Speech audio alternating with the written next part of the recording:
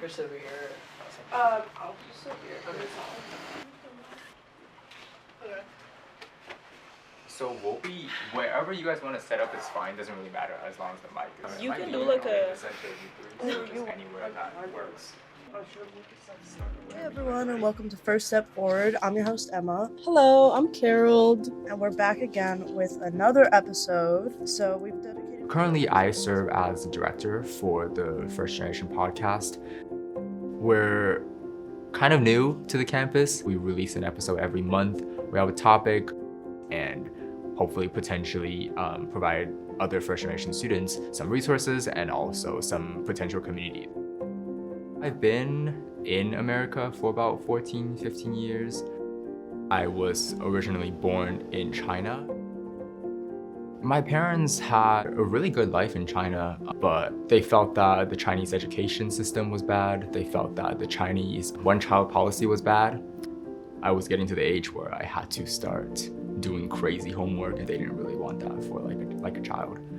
When we first got here, we didn't know anyone. The first initial house or resident we lived was like a bunk house of like maybe 8 other families. And then we got kicked out the first night because they didn't like that my parents had kids. Coming to America, I realized that I might have been someone different is the fact that there is, cultural adaptations and stuff that I do at school that would cause people to just look my direction. It was definitely culture shock. I don't think I understood the concept of being first generation at all. I didn't know that the first generation concept of going to school or doing anything for the first time for your family is even a concept until I came to GW. It's my first time being away from home. It's my first time flying myself. It was my first time doing anything of that. When I first stepped onto campus, it was 10 p.m. because my flight got delayed. I was searching the entire campus for my dorm hall. That experience initially was so striking to me. I felt out of place. I felt isolated. I felt like I didn't have anything, any community, anyone to help me on anything. My orientation leader, after my first small group orientation session with her, I was brave enough to book a coffee chat with her. We talked about potential paths. She talked about finding community on campus. She introduced me to student government.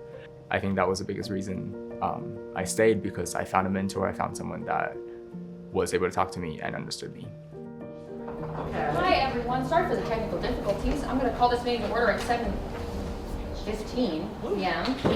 I joined student government last year in my freshman year, and I was also the only freshman senator on the entirety of the Senate for student government. I think that initial experience of getting into SGA, that was that initial push I needed to have for me to stay on campus and find my community here. I was also in the first generation living learning community. It's called Blaze the Trail. It was also programs by Sean.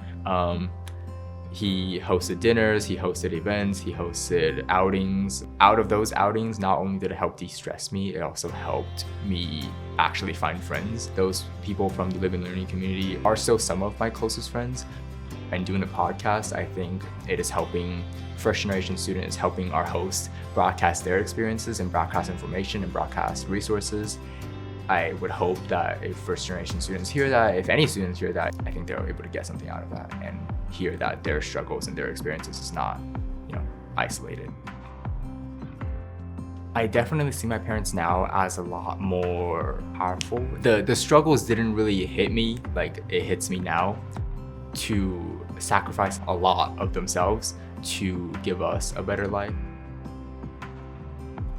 I think moving away and coming to GW and having that same experience as my parents was the best decision I could have made.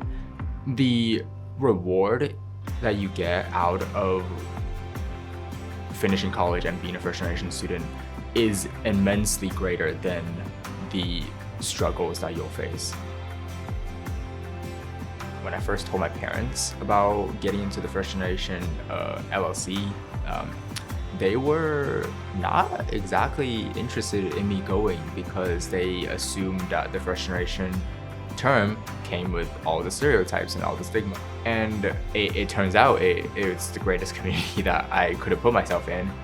That term has completely shifted in its meaning. It went from something that was kind of bad to me for something that I think I can be proud to say that I am Christian, something that means the struggle, something that means the responsibility that you had, and something that, a term that comes with its reward at the end, and the proudness that comes with it, not only from you, but from your entire family to be the first. My younger brother, the one that was born here, recently had his 9th birthday. That made me think about my 9th birthday here. I didn't think anyone else remembered because we were super busy. My mother brought in candles. Not a cake, not anything, just candles on like a tray because we didn't have anything else. And I think that part was unforgettable for me. The amount of work that we did and how we pushed ourselves to continue our experiences even when it was hard. And I guess we're all first generation in something, right? Now he's the first in our family to have his 9th birthday with the cake.